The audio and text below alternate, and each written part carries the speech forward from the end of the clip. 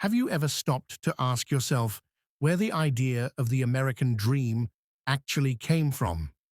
That story we've all been told since childhood, that anyone, regardless of where they were born or how much they started with, can rise through grit, determination, and hard work. Sounds eternal, doesn't it? Like a founding principle carved into the nation's DNA. But what if it wasn't?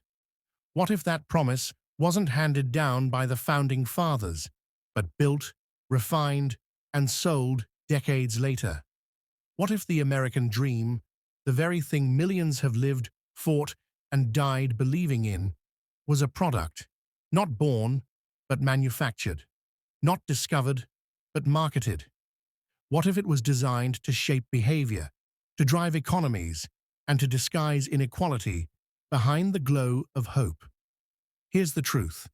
The phrase, the American dream, didn't exist when the United States was born. It wasn't in Jefferson's pen, nor in Lincoln's speeches, nor in the minds of the revolutionaries who broke from Britain. It appeared only in 1931, in a book written by a historian named James Truslow Adams, The Epic of America. Adams described the dream as that dream of a land in which life should be better and richer and fuller for everyone, with opportunity for each, according to ability or achievement. But Adams wasn't writing about wealth. He was writing about fairness, about dignity, a moral dream, not a material one. And yet, within 2 decades, that idea would be completely transformed. From a call for equality, it became an advertisement for consumption. From a social vision, it became a private fantasy. Corporations, politicians, and media strategists realized that belief itself could be weaponized, that if people could be convinced the dream was real, they would police themselves, work harder, spend more, and accept their place in the system. In this episode of True American History, we'll uncover how the American dream became one of the most successful and enduring marketing campaigns in human history. A myth built not to liberate people, but to manage them. To understand how the American dream was created, we first have to understand what destroyed it, or rather, what created the void it would later fill. The Great Depression didn't just crush the economy, it shattered faith in the system itself. The Roaring Twenties had promised endless prosperity. Then, overnight, the market collapsed. Factories shut down. Banks failed. People lost their homes, their jobs, and their savings. Men who once wore suits stood in bread lines. Children grew up hungry. It was an era of despair so deep that even the word dream felt like a luxury. And it was in that darkness that James Truslow Adams wrote The Epic of America. He wasn't writing for elites or financiers. He was writing for a broken people, searching for meaning after chaos. Adams envisioned a nation where the true goal wasn't wealth, but human fulfillment, the right to work with dignity, to provide for one's family, to live without fear. Franklin D. Roosevelt's New Deal tried to put that into action, emphasizing social programs, labor rights, and collective recovery. For a brief time, the dream was shared, built on community, not consumption. But that era didn't last. World War II arrived and transformed the nation's economy. America became the world's factory, producing weapons, vehicles, and supplies on a scale never before seen. And when the war ended, all that machinery didn't shut down. It shifted. Tanks became cars. Ammunition plants became appliance factories.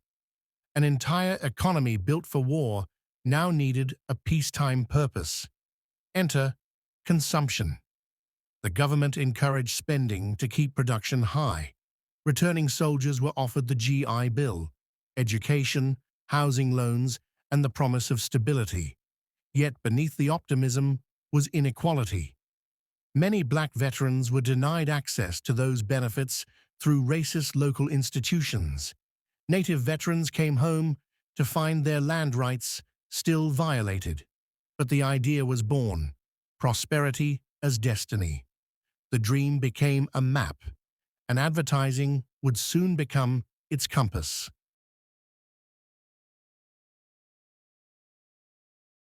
The 1950s marked the birth of the consumer citizen.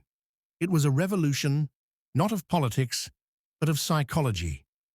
The war had proven that mass persuasion worked, and now that machinery of influence turned inward. Madison Avenue's advertising empires realized something profound: that human beings could be programmed to want endlessly. Television was their new pulpit. In 1948, fewer than 1 in 100 homes owned a TV. A decade later, more than half did. Those flickering screens became windows into a fantasy: cheerful sitcom families in sparkling homes, perfectly dressed mothers, obedient children, hard-working fathers with gleaming cars. It wasn't just entertainment, it was instruction, a visual manual on how to live the dream. And every image came with a product attached: detergent, automobiles, furniture, food, all symbols of belonging. Advertisers sold not things, but meaning. They promised that happiness could be purchased and that identity could be defined through brands. Buying became a civic duty. What's good for General Motors, the saying went, is good for America. But what few realized was that this culture of consumption was no accident. The US government itself promoted spending as a patriotic act. Economic policies were designed around perpetual growth, and growth required desire. The dream was not a goal, but a fuel source. Meanwhile, the rise of credit cards and home loans normalized debt. Families borrowed to keep up appearances, to maintain the illusion of success, and that illusion became the backbone of the post-war order. As historian Elizabeth Cohen wrote, America had become a consumer's republic, a nation where citizens defined themselves not by participation, but by purchasing. The dream had been rewritten. Freedom was no longer political, it was economic. If the dream was a brand, suburbia was its showroom. After the war, developers like William Levitt pioneered mass-produced communities, thousands of identical homes built with assembly line efficiency. Levittown was the crown jewel, marketed as the perfect community for the modern American family. Safe streets, good schools, and neighbors who looked and thought just like you. But behind the white fences was a system of exclusion. Deeds explicitly forbade selling homes to black families. The federal government's own housing policies reinforced segregation through redlining, designating minority neighborhoods as financially risky and denying them loans. The result? A racially divided housing market that built generational wealth for white families while trapping black and brown Americans in cycles of poverty and rental dependency. The dream, in practice, was never equal. It was structured to favor some and exclude others. Yet the story told in magazines and on TV said otherwise. Advertisements showed cheerful mothers baking in spotless kitchens, fathers mowing pristine lawns, children playing under the summer sun. The subtext was clear. This was the dream. And if you didn't have it, you must not have worked hard enough. Meanwhile, cities were gutted by urban renewal. Entire communities, often black or immigrant, were bulldozed in the name of progress. Highways cut through neighborhoods, displacing thousands. Wealth concentrated outward, into suburbs, while poverty was contained and hidden. Still, the illusion held. The dream worked because it was aspirational. Even those excluded from it were encouraged to chase it. It dangled just out of reach, ensuring perpetual striving and perpetual control. By the 1950s, the American dream wasn't just a story for citizens, it was a weapon for the world. As the Cold War deepened, the US government needed to prove that capitalism was not only efficient, but moral. So the dream became the ultimate form of propaganda. The US Information Agency, working with Hollywood, Madison Avenue, and major corporations, began exporting the image of American prosperity, smiling families, full supermarkets, modern technology, freedom of choice. World fairs and cultural exhibitions became stages to showcase the American way of life. One of the most famous moments came in 1959 at the kitchen debate between Vice President Richard Nixon and Soviet Premier Nikita Khrushchev. In a model kitchen built for display, Nixon argued that the ordinary American housewife lived better than any Soviet citizen because she had freedom to consume. Khrushchev scoffed, saying the West was obsessed with gadgets. But in the public imagination, the message was clear. Freedom meant comfort, abundance, and ownership. Back home, though, that narrative hid a darker truth. The same decade that celebrated prosperity was also the decade of Jim Crow, lynchings, and segregation. Civil rights leaders like Martin Luther King Jr. pointed out the hypocrisy of a nation preaching equality abroad while denying it at home.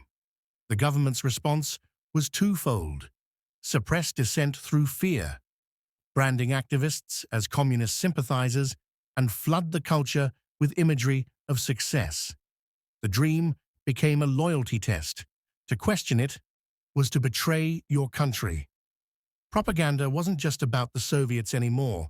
It was about shaping the minds of Americans themselves. The 1970s brought a reckoning. Oil shortages, inflation, and stagnating wages shattered the illusion of endless growth. Factories closed. The suburbs that once symbolized prosperity began to crack under economic strain. But rather than abandon the dream, leaders reinvented it. The 1980s saw a new gospel of success, the dream of the individual. Under Ronald Reagan, trickle-down economics promised that if the rich prospered, everyone else would too. Deregulation and tax cuts fueled corporate expansion, while unions weakened and wages stalled. Yet the rhetoric of hope grew louder. Morning in America, Reagan called it, a new dawn of optimism. But beneath that glow, inequality deepened. The dream was privatized. Success was now personal, not collective. If you failed, it was your fault. Corporate advertising mirrored this shift. Nike's "Just Do It" and McDonald's "You Deserve a Break Today" turned consumption into empowerment. Even debt became a badge of ambition, proof that you were chasing your goals. By the 1990s, the dream went global. Wall Street replaced Main Street. Credit replaced savings. Then came the digital age. Social media transformed the dream into a performance, a curated identity built from highlights and filters. Platforms like Instagram became modern Madison Avenues, where success was measured not in fulfillment, but in followers. The irony is that even as wealth inequality exploded, the dream's appeal only grew stronger. Because that's the genius of propaganda. It adapts. The American dream no longer needed to be real. It only needed to be believed. And so here we are, nearly a century after James Truslow Adams first wrote of a better, richer, and fuller life for everyone. But the meaning of that dream has been rewritten, marketed, and repackaged so many times that it barely resembles what it once was. The American dream was supposed to unite, but it divided. It was supposed to inspire fairness, but it justified inequality. It was supposed to be about freedom, but it became a way to sell it. The dream survived the depression, the wars, the protests, the crashes, not because it was true, but because it was useful. For politicians, it offered legitimacy. For corporations, it offered profit. For citizens, it offered hope, even false hope, which in difficult times can feel better than none at all. But here's the thing about myths. They only have power as long as we believe in them. Once we understand how they were made, we can choose whether to keep dreaming them or to write new ones. Maybe the next American dream won't be about owning, but about belonging. Not about competition, but cooperation. Not about image, but authenticity. Every generation redefines what it means to be American. Maybe ours will finally wake from the dream, not to destroy it, but to build something real in its place. What did you think about today's video? Comment your thoughts and suggestions for my next video below.